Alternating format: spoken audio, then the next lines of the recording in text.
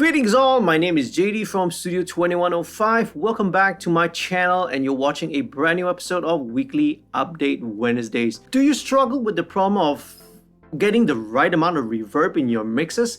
Either it's too much reverb or sometimes it's not enough reverb at all.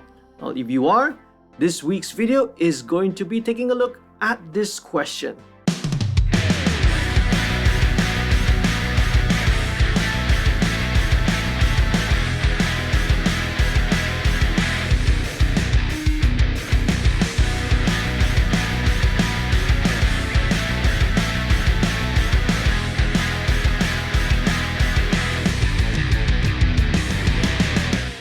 If you're new to this channel, a warm welcome to you, and as usual, I want to give a big shout out and thank you to all the patrons who help to support the channel financially. If you are not a subscriber, please do click on the subscribe button to become one. Don't forget to click on the notification bell as well so that you'll be updated every time I put out a brand new video. Do sign up for an email list, and if you want to become a patron, head on down to the website below, www.patreon.com/studio2105.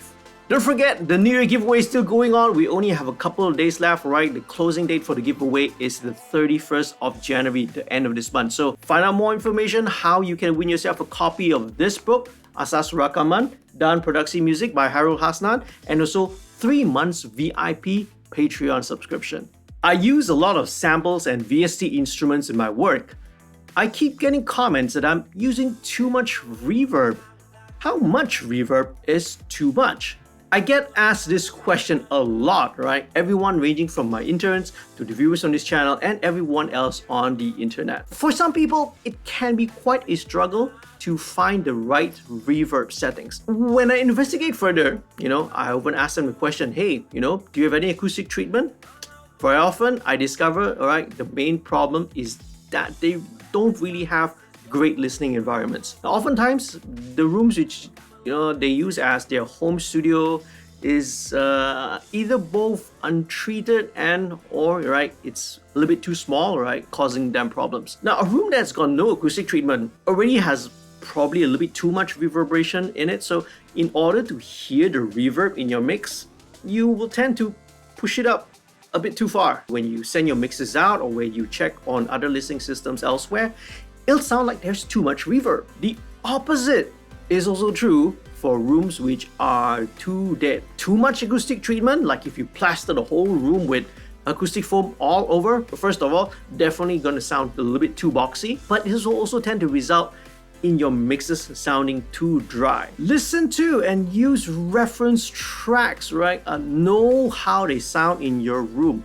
This is a given, It's an exercise that you should always be doing anyway. And if your situation does not allow you, some form of acoustic treatment, consider using a good pair of, reference headphones instead. Now, the second most likely cause is not using the right amount of reverb time. Now, reverb time or decay time, referred to as RT60 for short, is the time that's taken for the reverberation signal, the reverb signal, to decay by 60 dB. Faster tempos will benefit from shorter reverb times, while slower songs, slower tempo music can accommodate longer reverb. So you gotta check and you gotta make sure that you're using the right amount of reverb time for the music that you are mixing. Hall or church reverbs will tend to sound a lot more dense than others, so sometimes switching to a plate or room reverb might be a little bit more appropriate.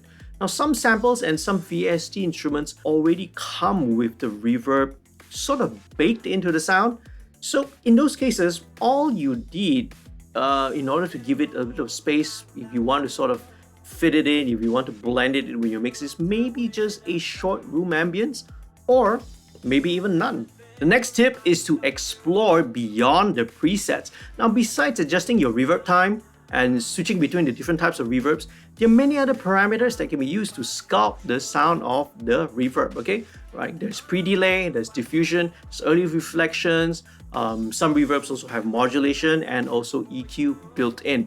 Now, to avoid smearing the original sound, the sound source, try adding some pre-delay. Pre-delay is a small delay that is applied to the reverb that helps separate the reverb from the original sound. It allows you, right, when you separate it, to add a little bit more reverb without muddying the original signal. You can also be creative and use a compressor with a sidechain where the compressor will duck the reverb when the source signal is present.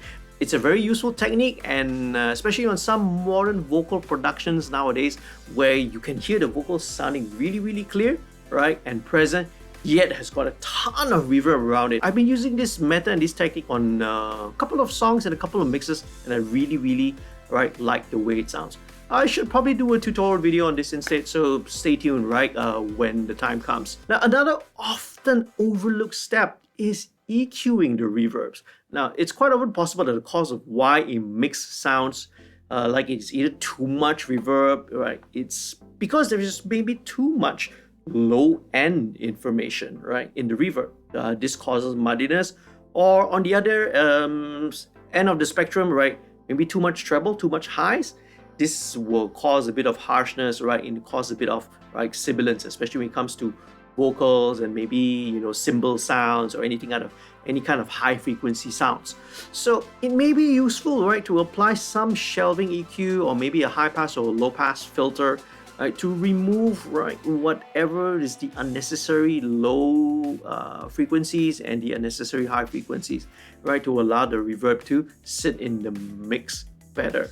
On some sounds, resonances will also tend to be exaggerated by the reverb, so right, notching out those will also be helpful as well. Now, ultimately, reverb though is pretty much a subjective matter, right?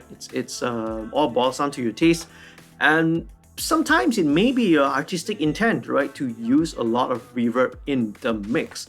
But if you're getting feedback, right, that your mixes tend to have either too much or too little reverb, I would first and foremost, once again, take a look at your listening environment, which probably needs, and it's going to greatly benefit from, at least some acoustic treatment. Take a look at that first. Solve that matter first and foremost, because it's got so many other benefits beyond just the subject of reverb. It's going to improve everything: your stereo imaging, how you listen to your EQs, how you listen to your balances, your compression. The bang for buck that you get from applying acoustic treatment, right, to your room is going to be so much more beneficial than, right, all the other kind of tips and tricks or techniques that you can try employing. Deal with the acoustic treatment first before you move on to other steps. That's my advice. Now, if you aren't able to accurately listen to how your recordings and your mixes sound, it's going to restrict your ability to judge the amount of reverb and whatever parameter tweaks.